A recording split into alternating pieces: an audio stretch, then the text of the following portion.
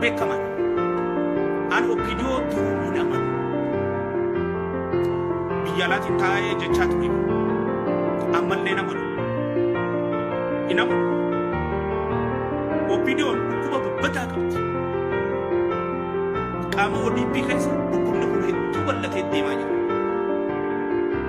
hanga dhukkuba opinionidha ODP irratti akkan dabarre dhorkuu hin dandeenyetti hoggansi ODPdha waajjirri ODPdha TV hoggansoonni ODPdha biyya tana ni ceesisan ta'etu shakkii guddoon qabaa jechuudha maali dhukkubni opinionidha opinion aantummaa sabaa kan qabdu arrabaan hojiidhaan miti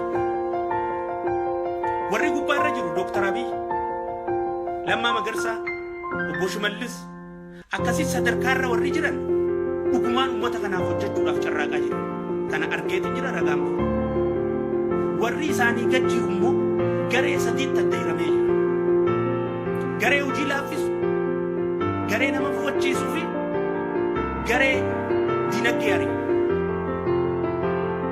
dhukkuba badaa akka aangoontu waan boruudhaa fudhamtutti ilaaluudhaan ODP keessa ta'anii warra maallaqa ari'u jiru maallaqa dalagaa godhate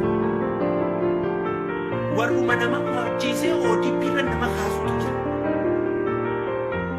namuma fufachiisee ganamaa galgala dalagaansaa namuma fufachiisu ODP tan akka namni jibbu taasisu dalagaa godhate yoonni itti jiru minda nyaachuu jira caafeeffama keessa jira aangoodha qaba dalagaan inni itti jiru immoo akka jirutti OPDO tana akka ODP tana akka namni jibbu taasisu kaan ammoo hojii dhalaamsheessa waajjiraa keessa taa'e zeeroo godha hojii dhukkuba gantummaatiin warra miidhamee jira warra bitamee jira warra dantaa aangootiif mufatee oodee jiru jira kunutti walitti deebi'ee ODP caafeeffamee qabee taa'aa jiraan jechuudha akka Shimallis akka fedhetti hin daleene jara kanaa hundee ta'an akka Lammaan akka fedhetti hin daleene jara kanaa hundee ta'an akka Abiy akka fedhetti hin daleene jara kanaa hundee ta'an karaa sossootu qabdu jechuudha jarri isaanii hojjechiisuu irra ifii hojjechuu seenanii jechuudha dhukkubni badaan OPDO'n harkaa qabdu ta'u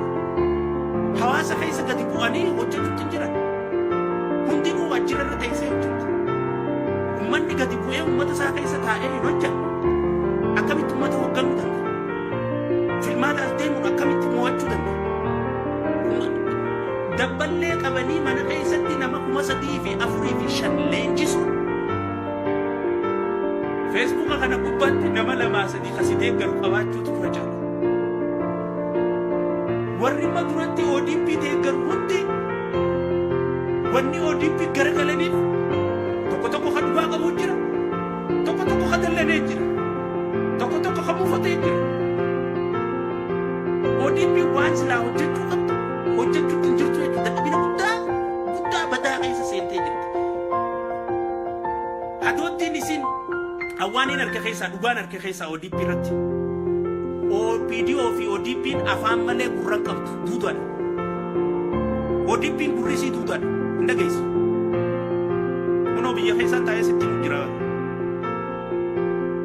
biyya keessaa taa'e OPDO'n afaan qabdan malee gurra qabdaniin isin hin jira afaan ni qabdan gurra qabdan duudhaadha hin dhageessan gorsa hin dhageessan iyyansa ummata hin dhageessan anaalala ummata gurra qabdu ODP gurra qabdu duuda gurri keessa osoo gurra qabaattanii maa waan namni isin qomatu duraa sirreessite warri achi keessa jiru warra dantaa sabaa dursuu irratti wal morku jiru miti warra dantaa aangoo isaa dursuu irratti caasuu waliin qabu jirutu ODP uffisu jira wanni ODP uffisu jirtan wanni walirra diddimuuf takkan jirtu jechuudha qaceeltu ni qaceelta qaceeluu baattu alla jedheeti Oromoon furmaata hedduu horachuu qabdi qabaachuu qabdi ODP komachuudhaa fi ODP balleessuu fadhuu waladda nuti warra ODP fi hoggansa ODPdhaa ka carraan Oromoo harka kufe kan akka sirrootu barbaadu akka baltuu miti osoo naa taate akka battuun godha carraan qabnu immoo dhufeetiin harkee jira jaarmeenii as jiru hundi warri biyya dhuftan argatanii jirtan hundi hoteela taa'ee nyaachuu jira malee waa takka harkaan qabu taatee caaseffama harkaa qabduu fi xixiqqoo waa takkallee harkaa qabdu ODP OPDO ajooftuta. Isummaan tunuu ifiifuu aangoodhaani aangoof gandaan xaqamtee jirti aangoodhaaf qeedhaan xaqamtee jirti. Ifi anaatu bakka pirezidantii ta'uu qabaa fi anaatu bakka maarree ta'uu qabaa hinaaffaadhaan caasoo waliin dhooytee dalagaa dalaguutti jirti. Keessatti dalagaa lamsheessu jirti. Wanni isinitti jirtu tana. Isinirraa gadi qabadhu jechuudha. Yoo sirrooytan sirraa waliif dalagu wal caasoo waliin dha'u jirti ODP'n ifiif dhukkuba badaa ifiin Tigreerraa barte yoo jiraatte ifii wal kuffisu. Dhukkubni isin wayyaanirraa baratte yoo jiraatte ODP'n muuxannoon isin muxeeffatte. Yoo jiraatte dalagaa irra taa'anii dalagaa laamsheessanii miila wal jalaa qaraganii aangoo obboleessa jeestee aangoo irra qoru obboleessa kuffistee aangoo irra qoru gamaa saniin wal kuffisuudhaaf deemaa jirti jechuudha. No. Kun dhiiga Oromoo kan bara 150 as geessi qabsoon Oromoo. ODP'n OPDO'n qabsoota na hooggantee Oromoo ceesisuu irratti qooda qabdi warri jiru sobaa jirta. Nuti OPDO'dhaa miti kan qabsoota na hoogganee galma nuun geesse. Namootaatu qabsoo hooggane. Lammaa Magarsaa qabsoo hooggane. Abiyyi Ahmedii qabsoo hooggane. Qaama jijjiiramaatiin Lammaa jennuu sanaatu qabsoo qabee masaraadhaan shufeera ta'ee geesse. Qaama aktiivistii haala jiruu fi keessa jiru wajjin walii galanii Juwaaris dabalatee namoota biraatis dabalatee aktiivistoota xixiqqaa fi gurguddaa hunda dabalatee warra waan kanaaf hunda dabalatee qeeroo wareegamtees dabalatee qabsootiin akkasitti wal qabaate dhugaan jirtu tana. Kanarraa walirraa hir'isuu fi walii da'uu taatu. Akka OPDO'tti miti akka Oromootti seenne masaraa. Qooda immoo as baatanii qabsoota abbummaadhaan fuutanii qabsoota masaraan geessanii Oromoo hooggansisan cawumsaarratti mataa taatanii deemuudhaan akka jaarmiyaa fudhattan. San keessa immoo qaama biraa keessa hiixanii deemuu irratti eegallii bareedaa eegaltaniiti Jeneraal Kamaal faafitti daatanii if keessaa baasu. Maamad Adamoo faafitti daatanii if keessaa baasu. Amma Maamad Adamoo if keessaa baatanii OBN maali wanni boqqolloon deddeemtu tun miidiyaan deddeemu kun ushaasha gaarbeecha feesbuuka keenya kanan geenye jechuudha. Wanni achi keessa jiru deemaa fi hojjetamu jiraa hundi kan nama jibbisiisu. Hin qabnu jechuudha miidiyaan. Miidiyaan tokkichi nuti qabnu OMN'dha. Diqoma isaatiillee kan nuti hin barbaanne dhugaan jirtu tanu. Wamma fadhe isaatiiluu abbaa fadhee walloluu abbaa fadhe isaatiiluu dantaa Oromoo irratti haganamaa galgalanii dalaga jee karatti fakkaatee dalagu jiru OMN.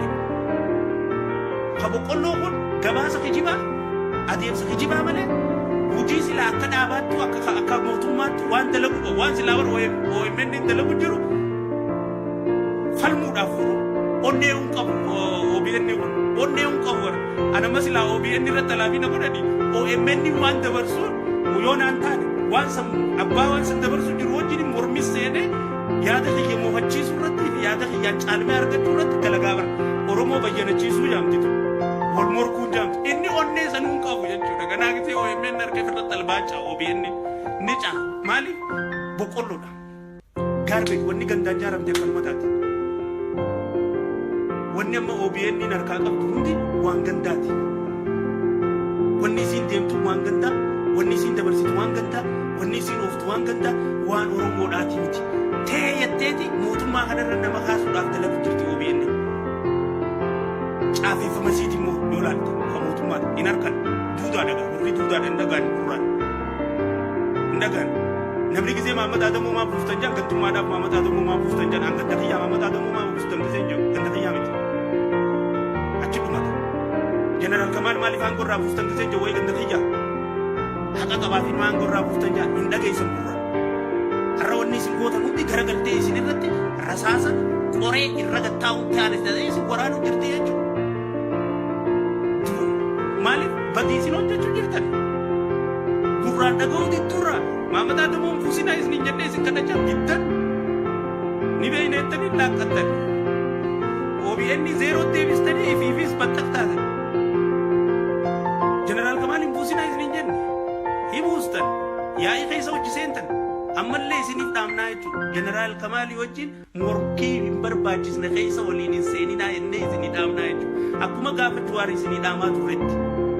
Jawaar illee morkiin taane keessa wajjin seenina ifitti maxxansaa wajjin hojjedhaa wal qabadhaa Lammaan Abiyyii fi Jawaar adda bahuun taan dhadhaarraa sadeen qabsoo Oromoodhaa bilisummaa Oromoodhaa nu affeenu dhadhaarraa sadeen keessaa tokko hir'isuun hin ta'u ammallee ejjennooti ammallee akkasitti deemu Jeneraal Kamaal illee ammallee walitti hin bu'inaan dhaabbadhaa walirraa yoo tokko karaa badee jalan badinaa wal deebisa hobo wal dubbadha karaarra wal deebisa yoo dhugaa tana wal dhageessan qofa kursiin isin irra teessan illee mismaarri irraa xiqqaachaa deema yookiin wanni isin gootan hundi mismaarri fudhutti isin kun jira hin agartan bakka irraa dha'uun jirtan hin agartan isin keessa taa'ee warra isin irra dalagu jiru jira nuti ni garraa anamma qabaatii lameen as jirutti hedduu darbu jira waan isinitti jirtan hunda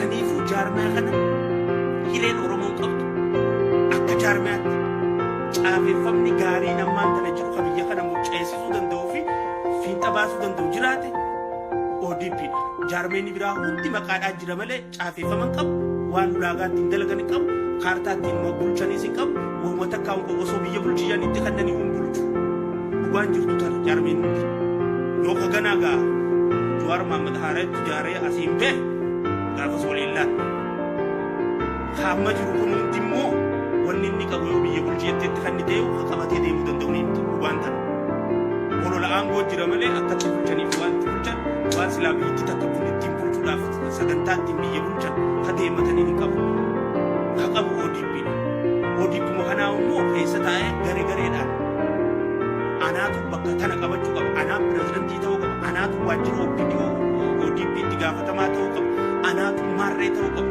ammaaliifin bakka tanarraa ka'e ammaaliifin bakka tanarraa ka'e ammaaliifin bakka tanarraa ka'e ammaaliifin bakka tanan taa'iniin OPDO tajjeessu jirtu maaliif uummanni keenya boolee bulbulaa keessatti lafa qabaatee jaarrachuu hin dandeenye ta'etu qubaa'uu qabdan aangoof ta'uu jirtan malee maaliif uummanni keenya dirree dhawaa keessa dhumuu jira irraa'uu waan qabdan aangoof ta'uu jirtan malee maaliif uummanni keenya lafa wantaa keessatti maal ta'a irraa'uu waan qabdan maaliif uummanni keenya maaliif lafti karaan gaara mul'ataa takkaatu amata dhagaan lammaa magarsaa amata meeqa dura kaa'e ilaammaatti karaan hin tolini irraa'uu waan qabdan maaliif karaan biraa tolee karaan Oromoodhaa karaan baadiyyaa Oromoo hundinuu arrallee ulfa nama garaa darbaa irraa'uu waan qabdan akkamittiin obboleessa ture jiru kana caasuudhaan dhahee anaan goosaa qabadhee itti gaafatamaa ta'an ta'arrallee ODP macheessitee ari'u jirtu hukumni badaan ODP nammaan tana deemu jirtu ifirraa qulqulleessaa isin jennu hukuma kana gubbarraa ilaa jalaatti ifirraa qulqulleessa warra ODP keessa taa'ee caasaa jaarratee gubbarraa ilaa jalaatti hokkara uummata naqu jiru ummata balleessu jiru ummata jeequ jiru caafeffama isaa kanuma taa'ee ablee muratee bakka niiraan jirtu irraa waa muratu